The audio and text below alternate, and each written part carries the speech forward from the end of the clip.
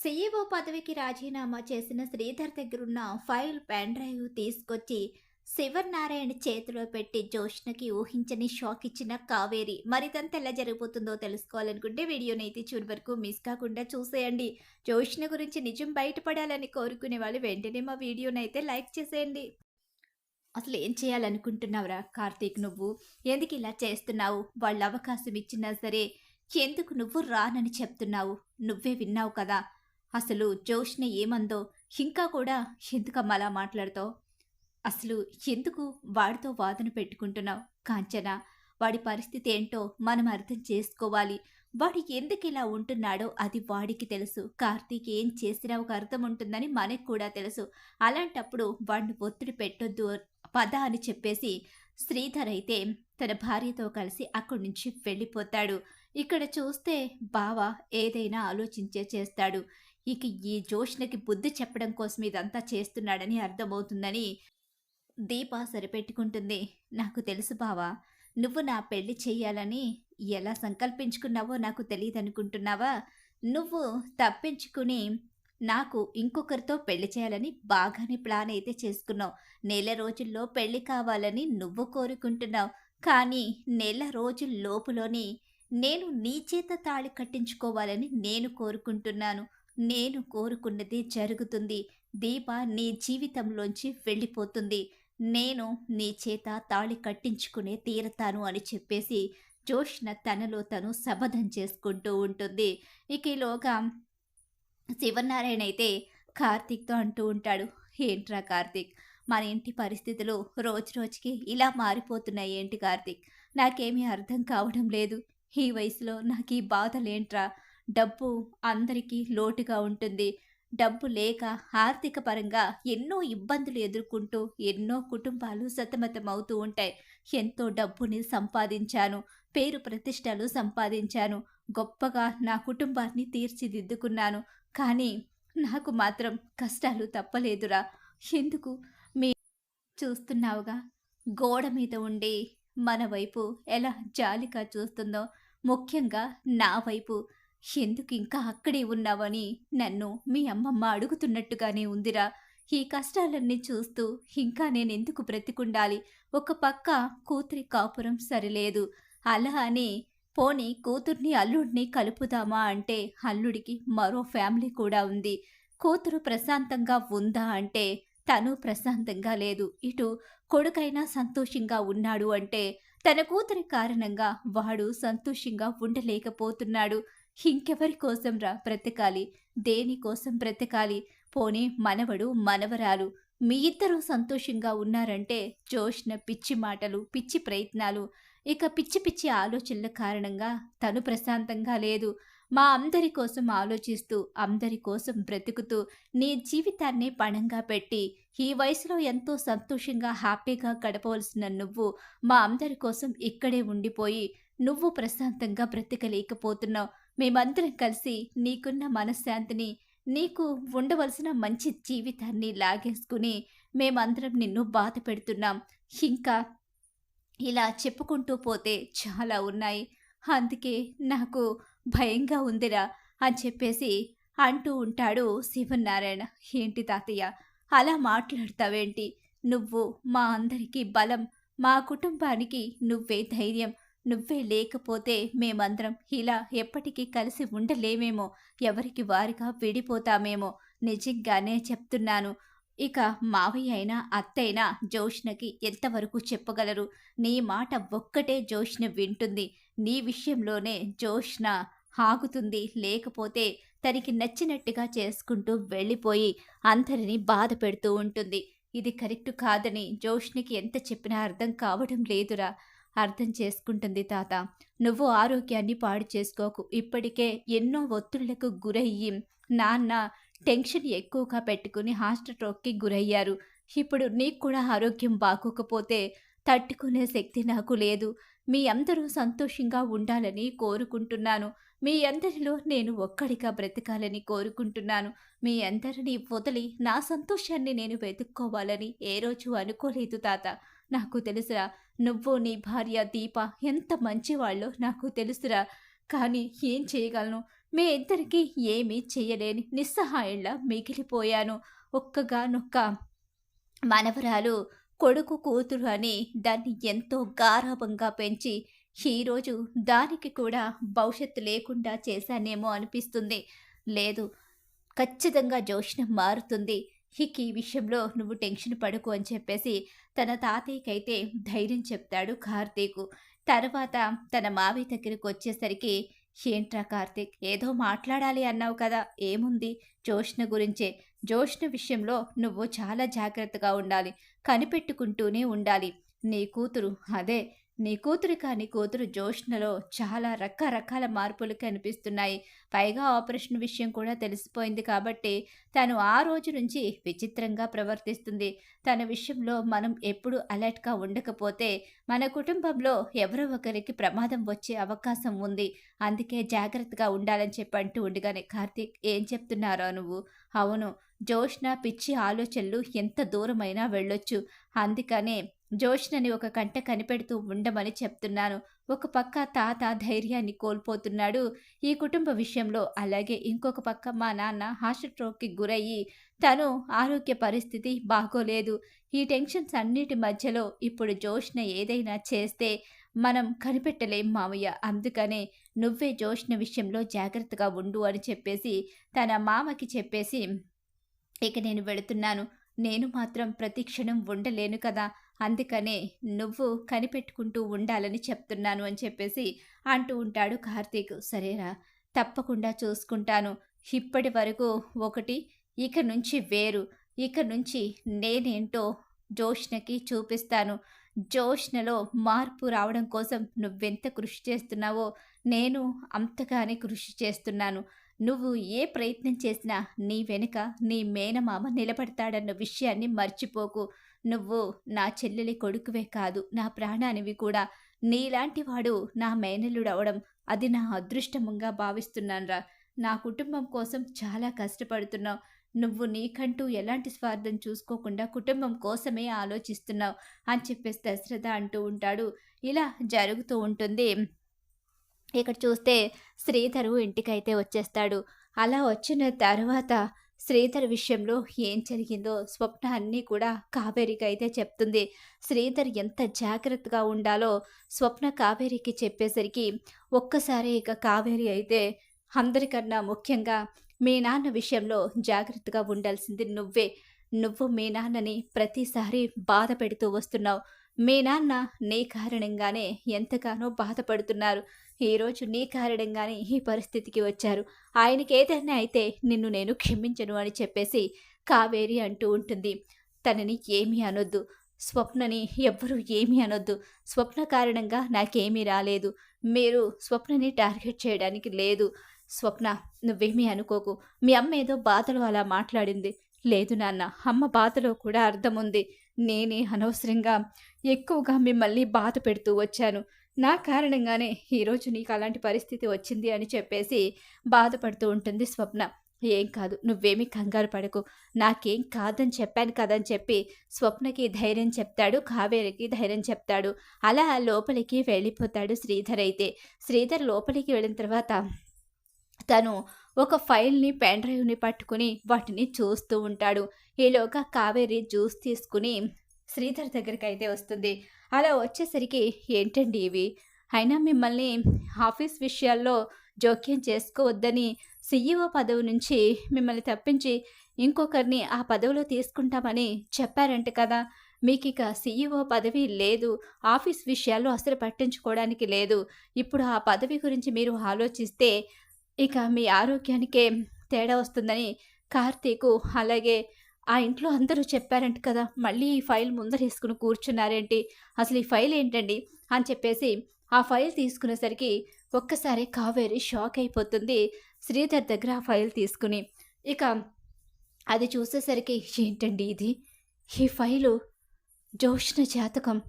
ఇది మీ దగ్గర?" ఇప్పుడు ఈ ఫైలే కదా నాకు చాలా పెద్ద టెన్షన్. ఇప్పుడు సీఈఓ పదవి ఇంకొకరు తీసుకుంటే వాళ్ళకి కూడా ఈ లెక్కలు తెలిసిపోతాయి. అప్పుడు వాళ్ళెలా మేనేజ్ చేస్తారో, లేకపోతే ఈ తప్పుడు లెక్కలే వాళ్ళు కూడా రాసి అక్కడ డబ్బు వాళ్ళు కూడా తినడానికి ప్రయత్నిస్తారేమో నాకు అర్థం కావడం లేదు. లేదు, మీరిప్పుడు ఈ టెన్షన్ పెట్టుకోవడం కరెక్ట్ కాదు. ఈ విషయాన్ని వెంటనే శివన్నారాయణ గారికి చెప్పాల్సిందే. నేను ఈ ఫైల్ తీసుకుని వెళ్ళి శివన్నారాయణ గారికిచ్చి నేను ఈ నిజాన్ని చెప్తాను. వద్దు కావేరి, లేదు. నా కొడుకు లాంటి కార్తీక్‌ని ఎన్నో రకాలుగా ఇబ్బంది పెట్టి, నా కొడుకు, కోడలు కాపురాన్ని కూడా నాశనం చేయాలని చూస్తుంది జోష్న. మీరు ఇంతకాలం ఇది దాచిపెట్టి చాలా పెద్ద తప్పు చేశారు. లేదు, కార్తీకు కార్తీక్ అలానే చెప్తాడు. వాడి మంచితనం కారణంగానే ఈరోజు ఆ ఇంటి డ్రైవర్‌గా బ్రతకవలసిన పరిస్థితి వచ్చింది. మహారాజులా బ్రతకాల్సిన కార్తీకు డ్రైవర్‌గా బ్రతకడానికి కారణం ఆ జోష్న. మీరు ఇలాంటివన్నీ పట్టించుకొని ఆలోచిస్తూ మీరు మరింతగా ఒత్తిడి పెంచుకుంటే మీకు ఏదైనా జరిగితే కార్తీకు మమ్మల్ని జీవితంలో క్షమించడు. ఇప్పుడు ఈ విషయంలో మీరింక ఆలోచించడానికి లేదు. అక్కడ ఏదైతే అదవుతుంది. అక్కడేం జరుగుతుందన్నది మీకు అనవసరం. నేను ఈ ఫైల్, పెన్ డ్రైవ్ ఆయన చేతిలో పెట్టే తీరుతాను. మీరు మాత్రం ఈ విషయంలో అస్సలు ఆలోచించడానికి లేదు అని చెప్పేసి ఆ పెన్ డ్రైవ్ ఫైలు పట్టుకుని బయలుదేరుతుంది. వద్దు కావేరి అని చెప్పేసి శ్రీధర్ ఎంతగా చెప్పినా సరే వినిపించుకోదు కావేరి అయితే. అలా వినిపించుకోకుండా ఆ ఫైల్ పెన్ డ్రైవ్ పట్టుకుని వస్తూ ఉంటుంది. కార్తీక్కి ఫోన్ చేద్దామా? కావేరి ఫైల్ పట్టుకుని వెళ్ళిందని. లేదు, కావేరి చెప్పింది కూడా కరెక్టే కదా. జోష్న నా కొడుకు జీవితంతో, నా కోడలి జీవితంతో ఆడుకుంటుంది. నా కోడలు కడుపుతో ఉందని కూడా చూడకుండా తన ఇంటిలో పని మనిషిగా మార్చుకుంది. నా కొడుకు మహారాజులా బ్రతికల్సిన నా కొడుకుని తన ఇంటి డ్రైవర్గా మార్చుకొని మా జీవితాలనే తొక్కేయాలని చూస్తుంది. అలాంటి దాని గురించి కొన్ని నిజాలు మావయ్య గారు తెలుసుకోవడమే మంచిది. కావేరి తీసుకున్న నిర్ణయంలో తప్పు లేదు. చూద్దాం ఎంతవరకు వెళుతుందో అని చెప్పేసి ఇక శ్రీధర్ కూడా నిర్ణయించుకుంటాడు. శ్రీధర్ కూడా అలా ఆలోచించడంతో ఇక కార్తీక్ అయితే ఫోన్ చేయడు. ఈలోగా కావేరి అయితే మాత్రం, ఈరోజు నీ పని అయిపోయింది. ఇంతకాలం దీపని, కార్తీక్‌ని ఎంతో బాధ పెట్టావు. నీ గురించి నిజాలు బయటపడకుండా వాళ్ళు ఎప్పటికప్పుడు నీ విషయంలో నీ తప్పులు క్షమిస్తూ వస్తున్నారు. కానీ వాళ్ళ జీవితాలతో ఆడుకునే హక్కు నీకెవరిచ్చారు? అందుకనే ఈ రోజుతో నువ్వేంటో నీ వాళ్లకు పూర్తిగా తెలుస్తుంది. సొంత ఇంట్లోనే కన్నాలు వేసే రకానివని నీ గురించి వాళ్ళు తెలుసుకుంటారు. ఒక్కగానొక్క వారసురాలివి నువ్వు. కానీ ఇంత ద్రోహం చేస్తావా అయిన వాళ్లకు? చిచి, ఏం బ్రతుకు నీది అని చెప్పేసి ఆ ఫైల్ చూసుకుంటూ అనుకుంటూ శివనారాయణ ఇంటికైతే వెళ్ళిపోతుంది. అలా వెళ్ళి ఇక శివనారాయణ గారు అంటూ పిలుస్తూ ఉంటుంది. ఏంటమ్మా కావేరి, ఇలా వచ్చావేంటి అని చెప్పి అంటూ ఉండగానే ఈలోగానే ఇక శివనారాయణ కిందకు వస్తాడు. ముందుగా దశరథ పలకరిస్తాడు. అలాగే సుమిత్ర, దా కావేరి వచ్చి కూర్చో అని చెప్పేసి సుమిత్ర పిలుస్తూ ఉంటుంది. ఈలోగా శివనారాయణ అక్కడికి రావడంతో, మీతో ఒక విషయం చెప్పడానికి వచ్చాను. కాదు, ఒకటి మీకు ఇవ్వడానికి వచ్చాను అని చెప్పి అంటూ ఉండగానే ఈలోగానే జోష్న, ఏంటి, ఏం చెప్పడానికి వచ్చావు? ఏమి ఇవ్వడానికి వచ్చావు? అసలు మా ఇంటికి ఎందుకు వచ్చావు నువ్వు అని చెప్పేసి అడుగుతూ ఉండగానే, నువ్వు ఆగు అని చెప్పేసి శివనారాయణ అయితే జోష్ని ఆపుతాడు.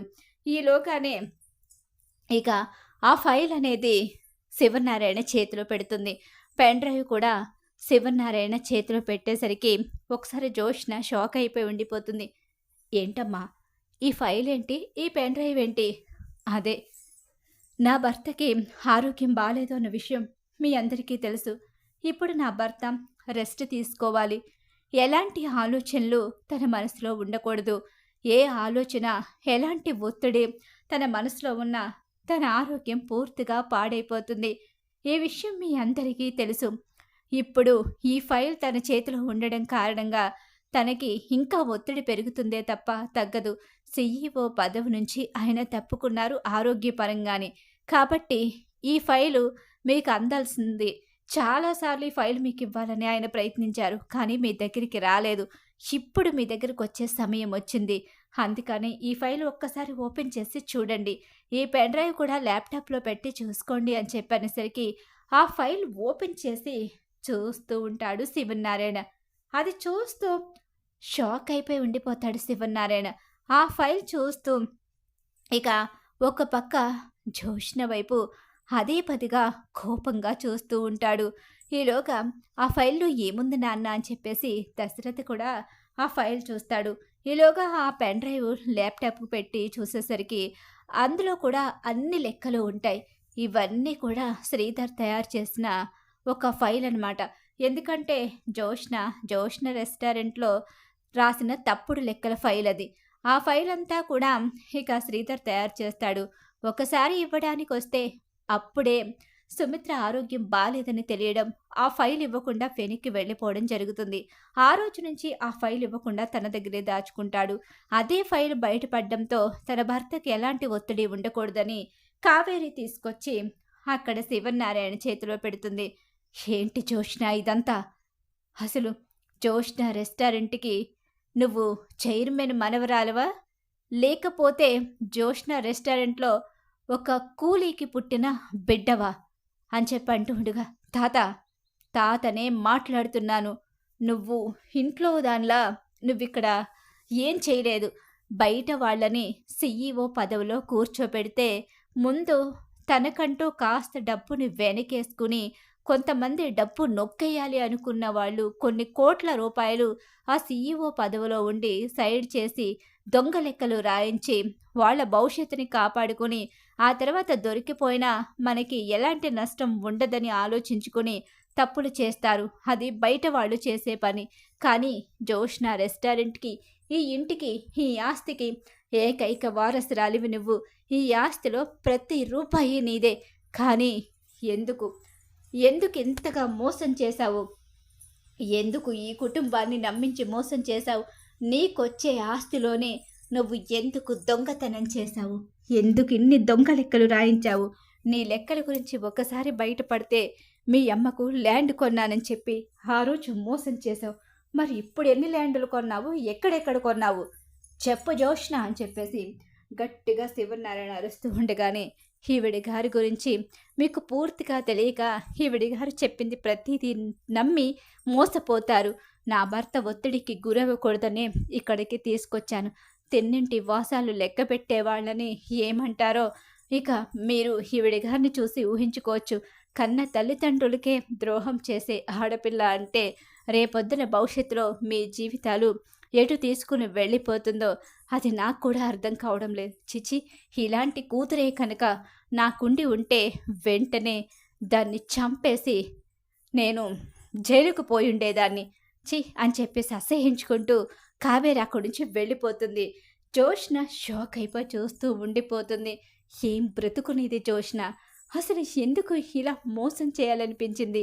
మమ్మల్ని మోసం చేసి ఆ డబ్బు నువ్వు దొంగతనం చేయాల్సిన పని ఏమొచ్చింది? నీ సొంత పేరు మీద నీ సొంత రెస్టారెంట్లో ఇంత డబ్బు మోసం చేశావు అంటే ఇప్పుడు ఇదే విషయం బోర్డ్ మెంబర్స్ ముందు బయటపడితే వాళ్ళు నిన్ను అరెస్ట్ చేయిస్తారు. చైర్మన్ మనవరాలివని కూడా నీ గురించి ఆలోచించరు. ఎందుకంటే తప్పు చేస్తే ఎవ్వరైనా ఒక్కటే. అందుకని ఇక నువ్వు జైలుకు వెళ్ళడానికి సిద్ధంగా ఉండు. శివనారాయణ మనవరాలివి అయినంత మాత్రాన తప్పు చేస్తే శిక్ష లేకుండా పోతుందని నువ్వనుకుంటున్నావేమో. శిక్ష ఉండే తీరుతుంది. మా కుటుంబం పరువుని నువ్వు నిలువున ముంచేశావు. జోష్న రెస్టారెంట్ సీఈఓగా రెస్టారెంట్ని గొప్పగా నిలబెడతావు. అలాగే నువ్వు కూడా వంశ గౌరవాన్ని కాపాడుతూ గొప్పగా బ్రతుకుతావు అనుకున్నాను. కానీ బోర్డ్ మెంబర్స్ని, కుటుంబాన్ని, అందరినీ ఇంతగా మోసం చేస్తావని నేను కలలో కూడా ఊహించలేదు. నీ మొహం కూడా నాకు చూపించకు అని చెప్పేసి జోష్నని అసహ్యించుకుంటాడు శివనారాయణ.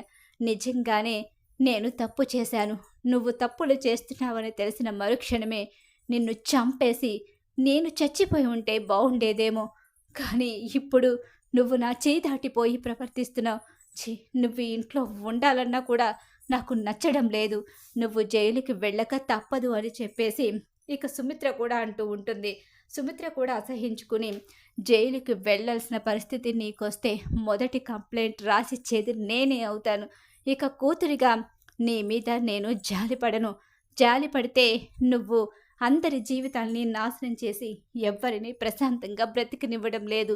నిన్ను కన్న పాపానికి ఆ కర్మ మొయ్యాల్సింది నేనే అవ్వాల్సి వస్తుందని ఎప్పుడూ అనుకోలేదు అంటూ సుమిత్ర అయితే జోష్నకి చాలా పెద్ద షాకే ఇస్తుంది. మరి ఖచ్చితంగా రాబోయే కథలు ఇలా అయితే జరగబోతుంది. ఇలానే జరగాలని చెప్పి మీరు కోరుకుంటున్నారా? అయితే వీడియోని తప్పకుండా లైక్ చేసేయండి.